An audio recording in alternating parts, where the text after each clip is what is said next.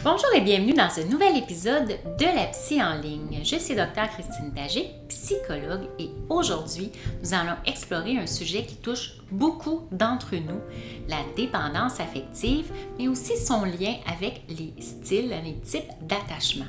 Donc, ça m'est arrivé vraiment à plusieurs reprises d'avoir des clients en bureau privé qui se demandaient s'ils vivaient de la dépendance affective avec leur conjoint ou leur conjointe.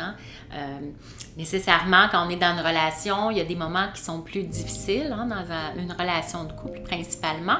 Et par moments, on se demande, est-ce que la relation est saine ou elle devient malsaine, elle devient toxique? Est-ce que si je reste dans cette relation où il y a beaucoup de conflits, peut-être qu'on se crie un après l'autre, est-ce que ça veut dire que je suis dépendante affective?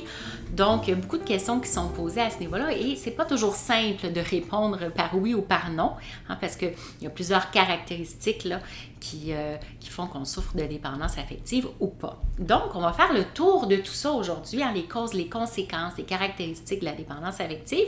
Puis, vers la fin, je vais vous donner des stratégies pour essayer de diminuer, de contrer cette dépendance affective si on en souffre dans nos relations amoureuses principalement. Qu'est-ce que c'est exactement? Une dépendance affective, c'est vraiment une espèce de défi, de difficulté au niveau de l'attachement où la personne éprouve un besoin excessif d'être aimée et soutenue par les autres. Ça peut mener à des relations déséquilibrées et parfois, comme je viens de le dire, toxiques et malsaines. Mais d'où provient cette dépendance affective-là? Ça commence où?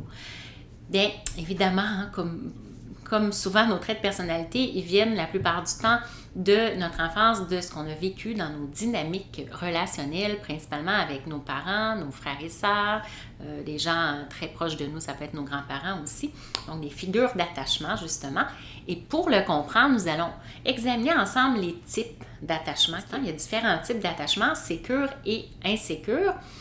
Donc, selon la théorie de l'attachement de Mary Ainsworth, il existe principalement 3 styles d'attachement. Donc, l'attachement sécure, qui sont les personnes avec un attachement qui ont une vision positive d'elles-mêmes et des autres dans leur style d'attachement. Elles sont capables de former des relations saines et équilibrées, de s'affirmer, de mettre des limites. Ce sont des personnes qui ont quand même une bonne confiance en elles et je dirais que c'est à peu près 50% de la population qui a un type d'attachement qu'on dit sécure. Il y a aussi les attachements insécures. Il y a l'anxieux ambivalent, ambivalent anxieux comme type insécure. Donc, les personnes qui ont ce style d'attachement-là ont tendance à être très préoccupées par leur relation. Ils recherchent constamment l'approbation et peuvent avoir peur de l'abandon.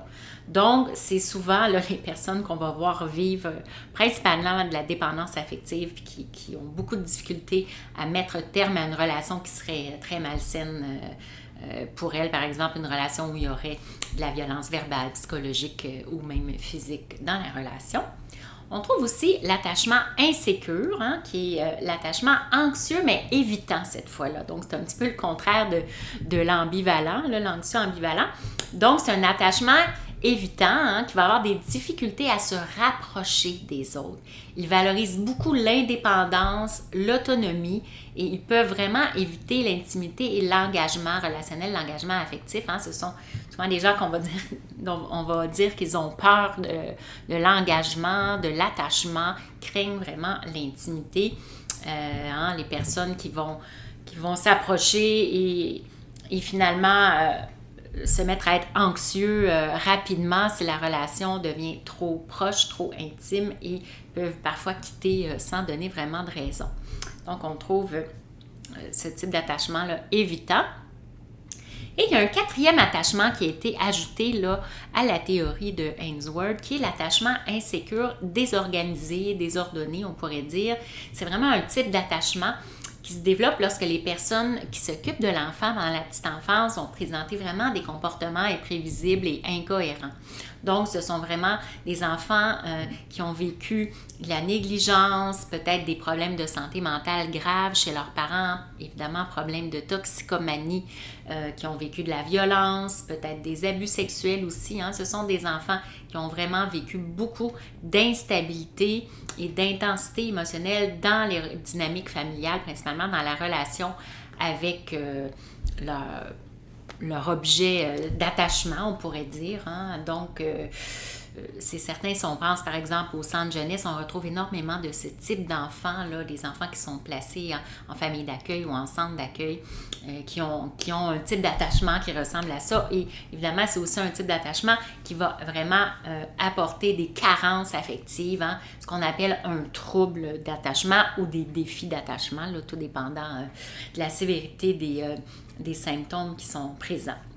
Donc, c'est vraiment, on peut voir chez ces personnes-là des actions menaçantes ou effrayantes, une absence de réponse aux besoins de l'enfant, là, comment l'enfant a été traité. Et ce qu'on va voir, bien, les enfants qui ont un attachement désorganisé, ils vont montrer souvent des comportements très contradictoires.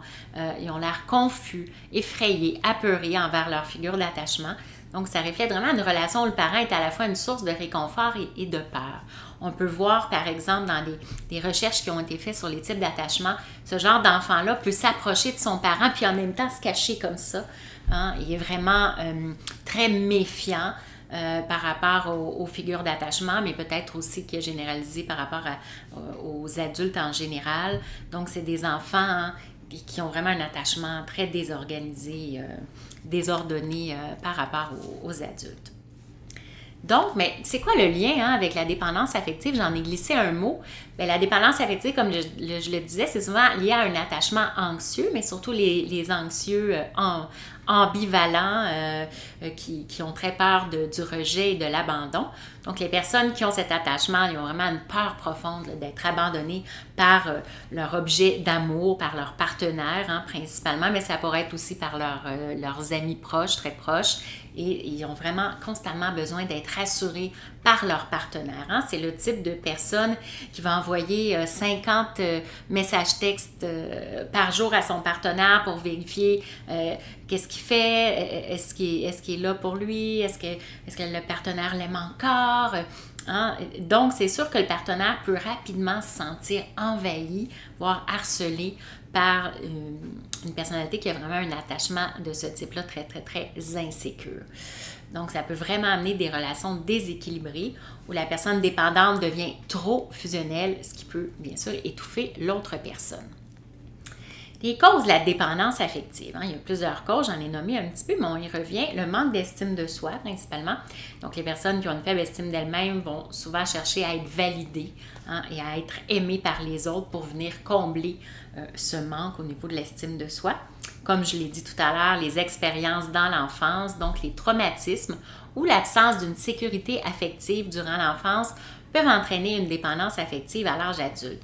On pense par exemple à un enfant qui aurait une maman qui aurait fait une dépression postpartum, hein, qui n'aurait pas été traitée ou très longue avant d'être traitée. Et donc, une maman qui serait là physiquement, mais pas là émotionnellement, affectivement, psychologiquement pour bien prendre soin du bébé. Donc, elle va prendre soin des besoins physiques du bébé, mais pas tellement des besoins d'amour, d'attention, d'affection, puis de stimulation intellectuelle aussi de son enfant, puisqu'elle est elle-même en grande dépression, en grande détresse. Donc, ça peut amener à la longue, si ça dure dans le temps, évidemment, on ne parle pas de 2-3 semaines, là, mais si ça dure plusieurs mois, voire années, chez les personnes qui n'ont pas été traitées finalement, ça peut amener ce type d'attachement qui va se développer en attachement très insécure et très anxieux, insécure.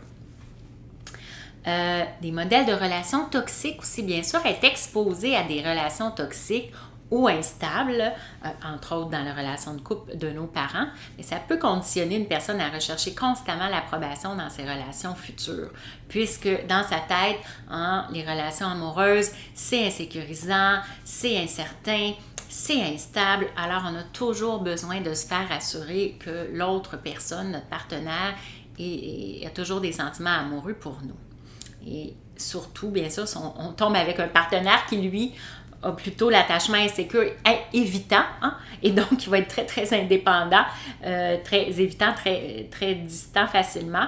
Donc, c'est sûr qu'un couple où il y aurait les deux types d'anxieux, insécure, évitant et l'autre ambivalent, c'est certain que ça va créer quand même beaucoup de détresse chez les deux. La peur de la solitude, hein, on va vraiment retrouver ça chez les personnes qui sont dépendantes au niveau affectif, une peur intense d'être seule qui peut pousser la personne à devenir dépendante de ses partenaires pour éviter à tout prix le sentiment de solitude. Hein, j'ai déjà vu des clients qui n'arrivaient même pas à dormir seuls dans leur appartement. Hein, elles se séparaient, par exemple, et puis elles devaient soit aller dormir chez quelqu'un, soit inviter un ou une amie à dormir avec elles, mais elles n'arrivaient pas à dormir seules, à passer la nuit seules dans leur maison, dans leur appartement. Donc, à ce moment-là, ils vont tout faire pour éviter la solitude nocturne principalement. On va retrouver aussi un besoin constant de réassurance, hein? Une quête incessante de réassurance et de soutien émotionnel qui va conduire là, à cette dépendance. Les conséquences maintenant de la dépendance affective, hein? À quoi on peut s'attendre chez une personne qui vit beaucoup de dépendance affective? Qu'est-ce qu'on va s'attendre pour elle dans ses relations, entre autres? Comme on disait, des relations assez déséquilibrées, instables. Donc, la dépendance affective va créer des dynamiques relationnelles déséquilibrées où la personne devient excessivement collante et l'autre se sent étouffé. Des problèmes de communication, évidemment. Un manque de communication, une communication qui est saine, bien sûr, et une dépendance excessive à l'autre peut entraîner des conflits fréquents, des malentendus, bien sûr. Si le partenaire est occupé au travail puis il ne peut pas répondre aux 10 messages textes qui viennent d'être envoyés, la personne dépendante va devenir très, très insécure, va penser que l'autre ne l'aime plus, puis là, il va continuer à envoyer des messages jusqu'à temps qu'elle ait une réponse. L'autre qui est au travail, très occupé, n'a pas le temps de répondre. Alors, vous voyez ce que ça peut apporter comme malentendu et conflit au retour du partenaire à la maison en fin de journée.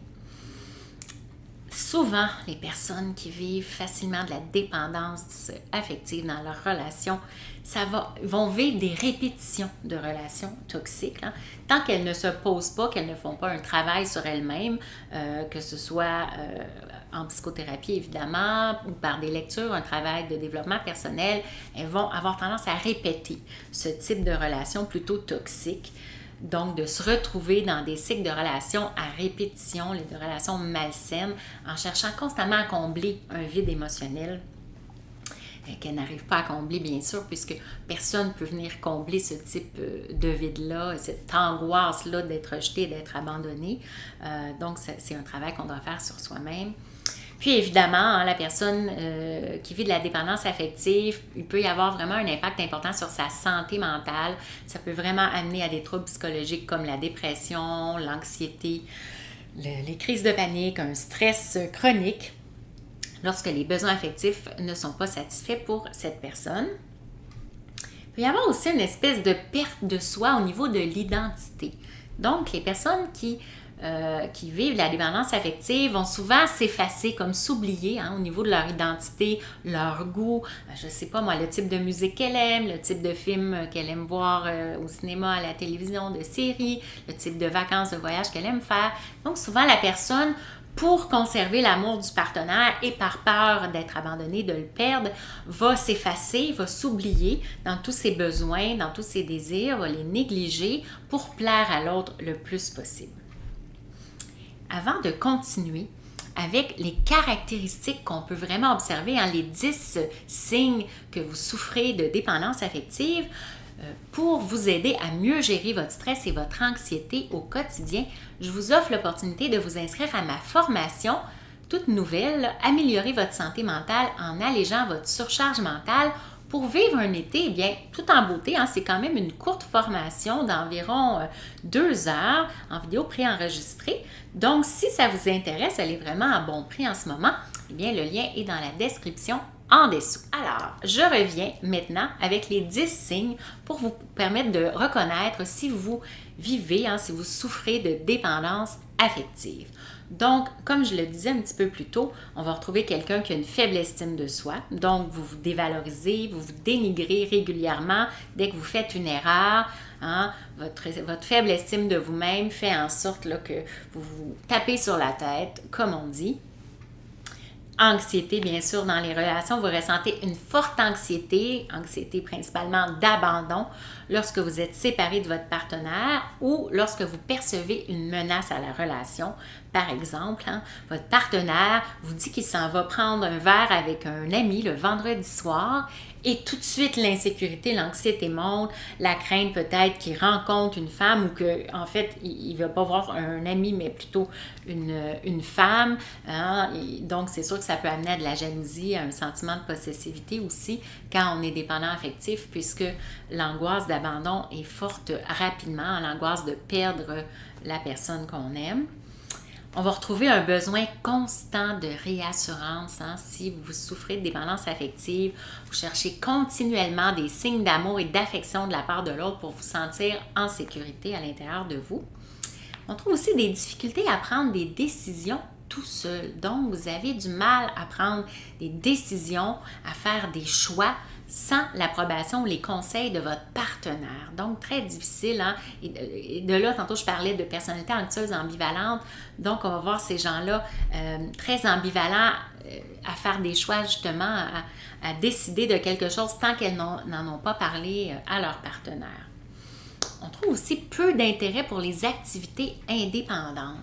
Donc, si vous souffrez de dépendance affective, ça va être difficile pour vous d'investir vos propres passions, vos propres activités, vos loisirs en dehors de votre relation amoureuse, puisque votre objectif pour combler ce vide affectif, c'est d'être le plus possible en fusion avec votre partenaire.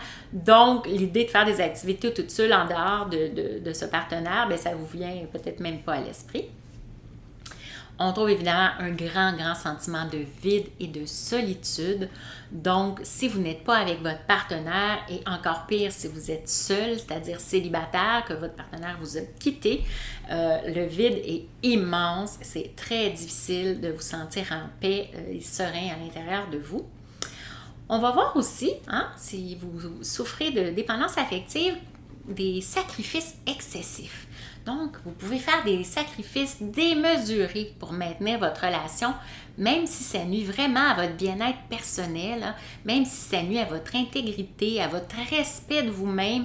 Vous allez faire des sacrifices qui ne font plus vraiment de sens pour toujours dans le but de plaire à l'autre, de ne pas le perdre, de ne pas être abandonné, puisque évidemment, la peur de l'abandon, c'est une des choses qu'on voit le plus chez les personnalités vivant de dépendance affective. Vous vivez avec la peur constante que votre partenaire vous quitte, ce qui vous pousse à agir d'une manière vraiment excessive pour le retenir. Ça peut aller quand même très loin.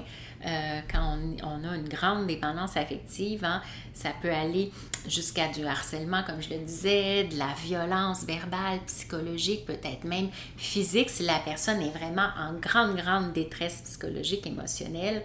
Donc, ça peut être extrêmement douloureux là, de vivre ce type de relation quand on est dépendant affectif. Je le disais tout à l'heure, des relations toxiques à répétition, donc vous allez vous reconnaître là-dedans. Si vous vous retrouvez régulièrement dans des relations toxiques, vous vous sentez exploité, non respecté, violenté aussi, les personnalités qui ont ce type, qui sont dépendants affectifs, vont aussi parfois se retrouver dans des relations avec des personnalités beaucoup plus narcissiques, manipulatrices, hein, ou ce qu'on appelle les manipulateurs pervers narcissiques, et par peur encore là de se retrouver seuls, vont tolérer des comportements chez l'autre très malsains qu'ils ne devraient jamais tolérer, hein, qui sont vraiment dans de la violence, du non-respect, ce qui ne devrait pas se produire là, dans une relation amoureuse qui est saine, satisfaisante et équilibrée. Bien sûr, beaucoup de comportements fusionnels, hein, vous avez tendance à devenir trop fusionnel, puis ça rend vraiment difficile la distinction entre vos besoins et ceux de votre partenaire, comme si vous étiez vraiment soudés un à l'autre en symbiose et que vous ne saviez plus trop qui vous êtes, là, quand je parlais d'identité tout à l'heure. Donc, vous ne savez plus trop c'est qui votre vraie identité à travers tout ça.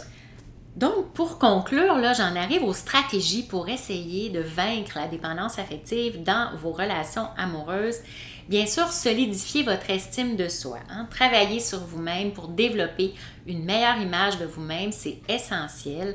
Vous pouvez participer à des activités qui vous font du bien et qui vous valorisent en dehors de votre relation amoureuse, par exemple, avec des amis, de la famille, des collègues de travail, mais faire en sorte de plus en plus d'avoir un espace en dehors de votre relation amoureuse, un espace autant physiquement que, bien sûr, dans votre esprit et dans votre cœur, dans vos sentiments, dans votre émotion. émotions, avoir un espace pour vous.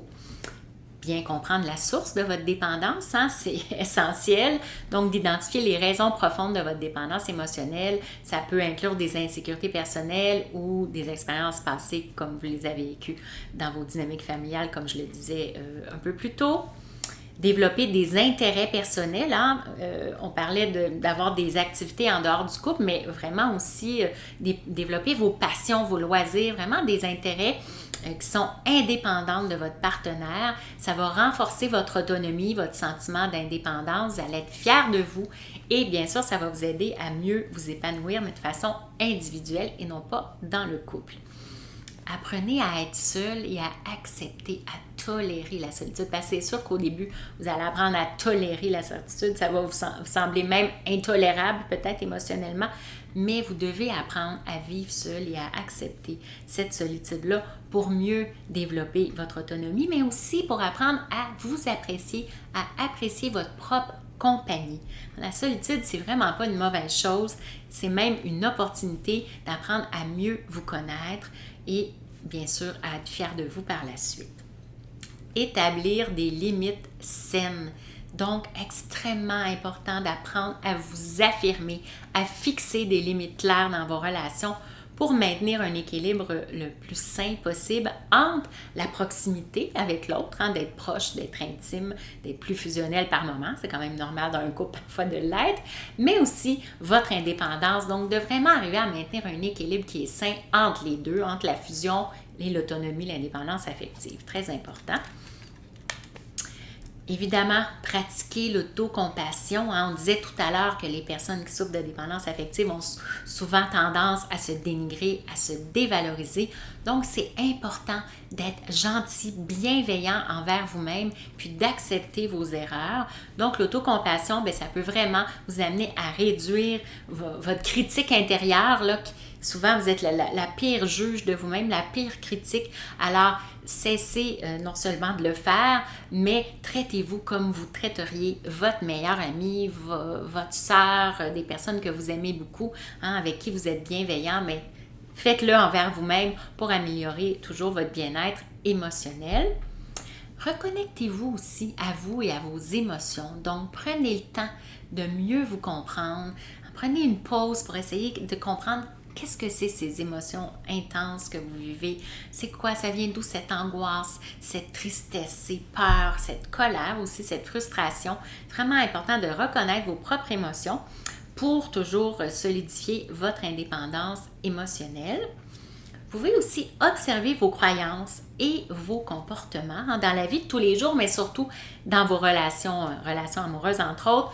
Vous pouvez remettre en question vos croyances négatives face aux relations, donc tous les comportements plus automatiques que vous avez qui vont alimenter votre dépendance affective. Ça peut vous aider là, en remettant ces croyances-là, ces comportements-là en question, à briser le cycle de la dépendance affective et tout ce que j'ai nommé auparavant.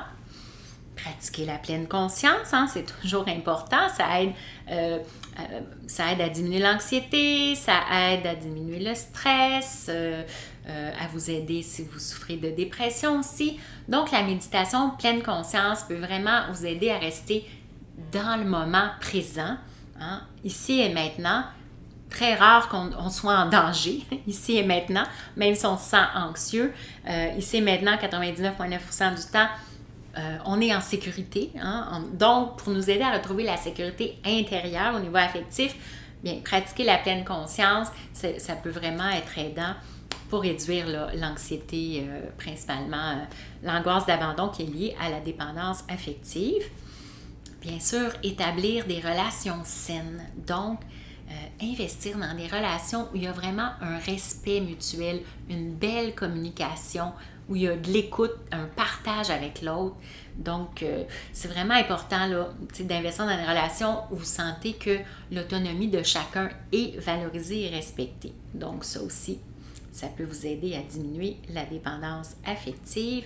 Et évidemment, hein, si vous venez d'écouter cet épisode sur la dépendance affective, que vous vous reconnaissez dans plusieurs des caractéristiques que j'ai nommées aujourd'hui, et que vous avez tenté par vous-même de trouver des solutions ou d'appliquer certaines de mes stratégies dont je viens de parler, mais que vous n'y arrivez pas, hein, que l'angoisse d'abandon est toujours aussi forte, que l'insécurité dans vos relations amoureuses sont toujours aussi fortes, bien, consultez.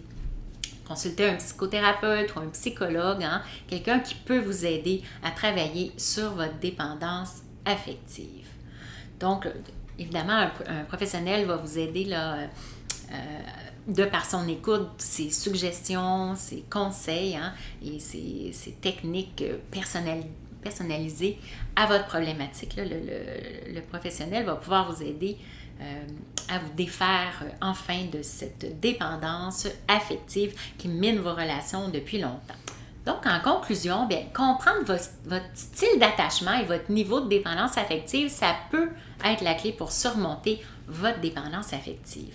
Donc, en psychothérapie, hein, on travaille vraiment à renforcer l'attachement sécure en aidant nos clients à développer une vision plus positive d'eux-mêmes, puis en les aidant bien sûr à établir des relations beaucoup plus saines dans leur vie, principalement dans leur relation conjugale amoureuse. Alors, je vous remercie d'avoir écouté cet épisode de La Psy en ligne. Si vous avez des questions ou des sujets que vous aimeriez que nous abordions bientôt, hein, n'hésitez pas à me contacter par courriel ou par Messenger sur mon groupe privé Facebook pour une saine santé mentale, alléger votre charge mentale, ou bien sur Instagram en DM à lapsy.enligne. Donc, comme toujours, je vous dis, prenez bien soin de vous, mais aussi de votre autonomie affective avec bienveillance. Au revoir!